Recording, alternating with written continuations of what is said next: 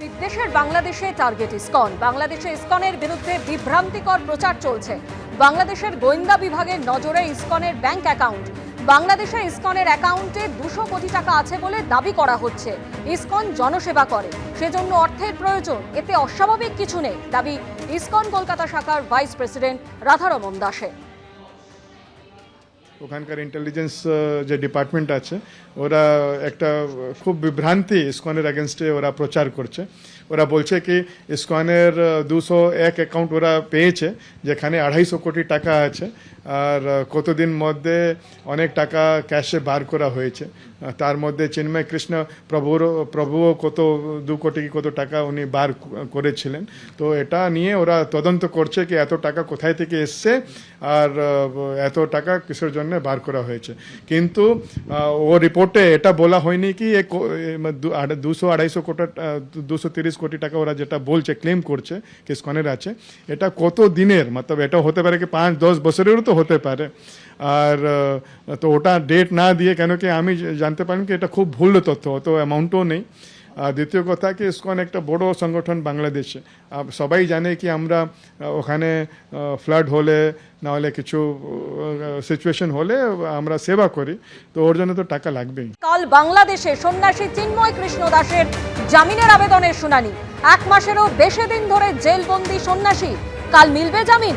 কট্টরপন্থীদের হামলা, জামিনের শুনানিতে থাকতে পারবেন আইনজীবী। সন্ন্যাসী চিন্ময় কৃষ্ণ দাসের শুনানির আগে উদ্বিগ্ন কলকাতা ইসকন।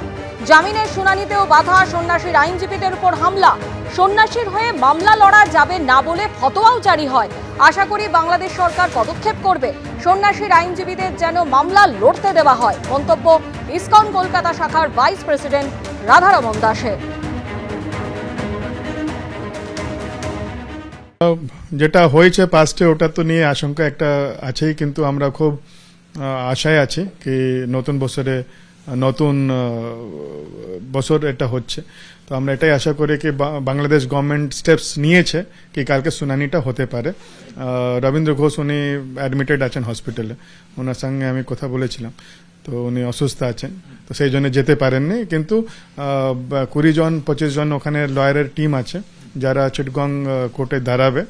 আমরা এটাই অনুরোধ করব বাংলাদেশ গভর্নমেন্টকে কি লাস্ট টাইম যেরকম হুমকি দেওয়া হচ্ছিল, স্লোগান হচ্ছিল কি যারা চিন্ময় কৃষ্ণ পক্ষে দাঁড়াবে ওদেরকে মারা হবে, তো এরকম এই ধরনের কিছু না হোক।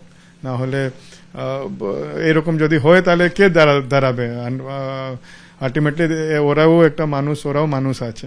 তো উইদাউট এনি থ্রেট কালকে শুনানিটা হয়ে যায়, এটাই আমরা আশা করছি। 2টো লয়ারের উপরে অ্যাটাকও হয়েছে। একজন লয়ার পুরো চেম্বার ভাঙা হয়েছিল, একজন আইসিইউতে ছিলেন, যিনি অলদো উনি আইনজীবী কিন্তু চিটগং কোর্টে উনি অ্যাপিয়ার হয়নি, উনি ঢাকাতে ওনার সাপোর্টে ছিলেন। তো অ্যাটাক হচ্ছে, এটা খালি হুমকি পর্যন্ত সীমিত নয়, তো এটা নিয়েই আশঙ্কা রয়েছে।